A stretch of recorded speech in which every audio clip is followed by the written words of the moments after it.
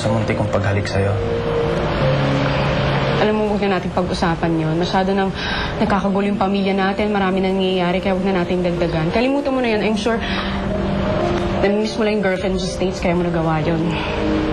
Wala akong girlfriend sa States. So, ayaw kong kalimutan yung nangyari. Ayaw mo kalimutan. Alam mo kami ni Marvin, wala kami tinatago sa isa't isa. Nasa Amerika pa ako, parati nag-i-email sa akin tungkol sa'yo.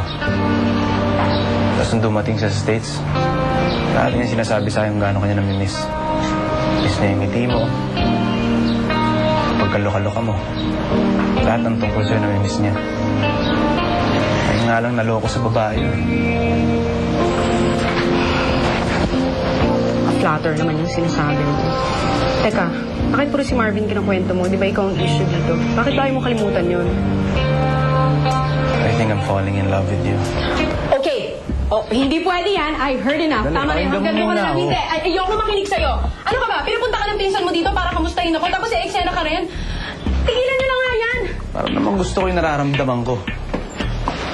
Kaya nga antipatiko ako sa'yo dati. Kasi ayoko maging close tayo. Ano magagawa ko? Yung mga kwento ni Marvin. Pinakita niya sa akin dati yung picture mo. Nag-beach pa tayo. Basta kilala kita. Masisisi mo ba ako? Alam mo, hindi naman talaga kita misisisi. Dahil alam ko naman gano'n talaga ang ka-charming and all. Pero Yan, isa pa yan. Kaya kami naluloko sa'yo. May sense of humor ka pa rin kahit ganito nakagulo yung lahat. sino ba nagpapagulo ng sitwasyon dito? Di ba kayong dalawang magpinsan? Ano ba tingin nyo sa akin? Clown, ha? Patawa lang ng patawa. Tapos kayo, magdadala kayo ng sakit ng ulo. Hinihilo nyo akong dalawa. Sige na. Bye-bye. Umalis ka na. Tabu. Tami. Ringo. Goodbye. Gusto ko lang pasalamatan ng coach natin, si Gladys Molina. At syempre, ang team captain ng volleyball team, si Stevie Molina. At syempre sa lahat ng volleyball players, maraming salamat sa karangalang binigay niyo sa Barangay Graceland. Ay, ako, honored din po ako na gawin ito para sa Barangay Graceland. At honored din ako na i-turn over itong cash prize na ito para sa mga projects ng Barangay. Wow! Gusto ko nga pala magpasalamat sa pagkakataong naging coach ako ng team nyo. Sa lahat ng mga nakuha ko, sa lahat ng mga nawala sa akin. Sa lahat ng mga tama at maling nagawa ko. Gusto ko lang sabihin sa inyo na kahit saan man ako dalhin ng buhay ngayon, hindi ko makakalimutan yung mga pinagsamahan natin. Nating lahat. Salamat sa touching speech mo, Gladys. O siya, pagdamutan na natin itong hinanda ng barangay. Yay!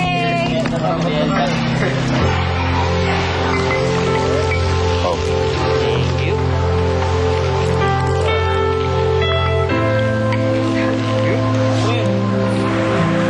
Gladys, ganda ng speech mo.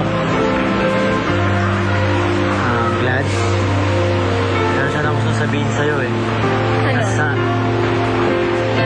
Sana kalimutan na natin yung mga nangyari sa beach. Na sana kahit break na tayo, pag-ibigan pa rin tayo. sana, kung pwede, Hindi na mangyari yung Stevie.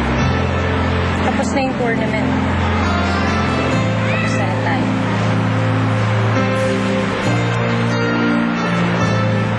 Ano naman sinabi mo kay Ringo?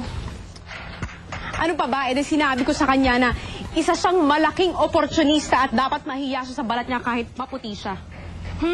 Pero aminin mo, cute niyang opportunista, di ba? Alam mo, friend, ang haba talaga ng hair mo. Isipin mo, may Patrick ka na. Tapos may Marvin ka pa. Tapos meron ka pang Ringo ngayon. Alam mo, Sing, ginugulo mo ko. Hindi pwede yan. Nagkakaaway-away ng pamilya namin, tapos tagilid yung negosyo namin, tapos isisingit mo pa yung pangalan ng Marvin na yan. Hindi ko naman alam kung babalik pa. O mamaya may nakita na yun na Amerikana, tapos pinakasalan niya doon. Okay, sige na, fine. Halika lang, umalis na tayo. Baka mamaya hindi pa natin maabutan yung Victor Rally ng kapatid mo. Uy! Ano pala yung cute na opportunista eh. Tami, Oh, Ringo, napadaan ka. Gustong bumisita sa'yo. Ha? Hey, Sammy! Nagpasama agad ako dito kay Ringo. Hindi pa nga nagpapakita sa papi ko eh. Well, I did a lot of thinking in the States. Gusto ko lang sabihin sa'yo na I really, really, really missed you.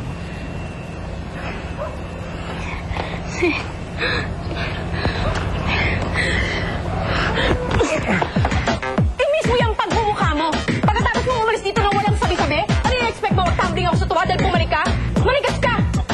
Hey, teka na.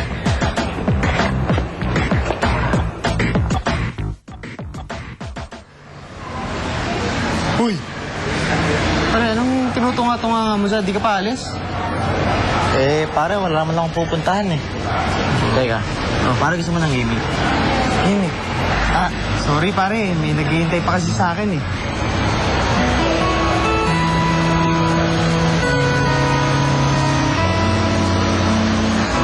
Ikaw kailan pa yan? Alam ba ni Ate Tami yan? Eh, ikaw naman kasi. Masyado kang focus sa pangayon niyo ni Glad. Ano, kala mo ikaw lang marunong mag-chicks? Hindi pala ako marunong, pare. Pare, hindi naman sa hindi ka marunong. Pero, alam mo yun, hindi lang ako nagpapa-apekto sa awin ng iba. Iba yung relasyon, iba yung pamilya. Okay.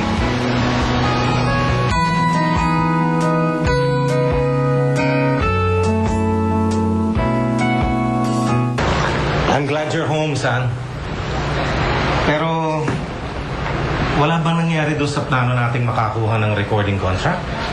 Well, these kind of things take time, Papi. Minsan, taon-taon yun eh. And I just couldn't stand to be away from my family for so long, Papi. Hindi bale, anak. I'm sure tatawagan kanila ulit pag may bagong developments. Thanks. O ano, Yani? Yung merienda ni Marvin. Ayos na ba? Kuya, saya ako nandito ka na. You miss me that much? Glads, may problema ka ba? Ha? Wala Kuya Marvin. Sige, papahanda ko na lang kay Kuya Yani yung, merienda mo, ha?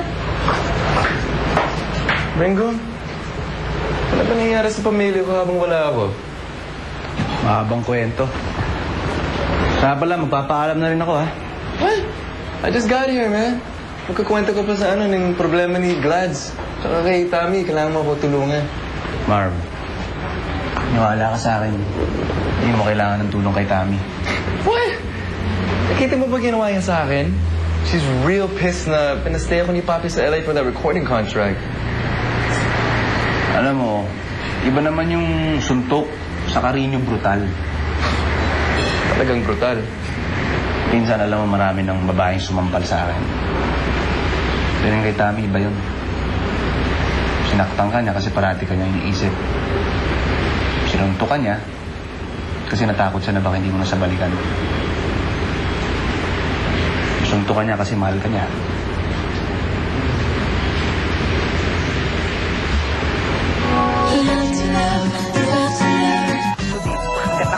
Excuse me? Knock, who's there? Hello, hello. Yes, hi. Hi. Hi. Ikaw ba si Marvin Molina? Yes. Hi, I'm Marikit Buhay. You know, Pinoy Sing Idol. Ako yung host doon. Yung singing contest sa TV. Hindi ka ba nanonood nun? Hindi eh. Taong bundok ba ito? Nasaan ba tayo? Hindi umaabot ang TV signal dito. Nirekomenda ako dito ni Aiza Sigera. Sabi niya, marami daw mga hidden talents dito. At ikaw raw, Marvin Molina, ang isa sa pinakamagaling. Did you say Aiza Sigera? Yes! Bakit? Nandito ba siya? Wala si Aiza dito. Pero si Marikit Buhay nandito at your service. Ako po yung host ng Pinoy Singing Idol.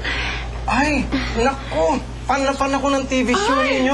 Mabuti naman sana papasukin niyo kasi yung aking whitening baka umitim na Please ako. come in, Miss Marikit. Salamat, ha? Alam mo, napaka-exciting yung TV show ninyo.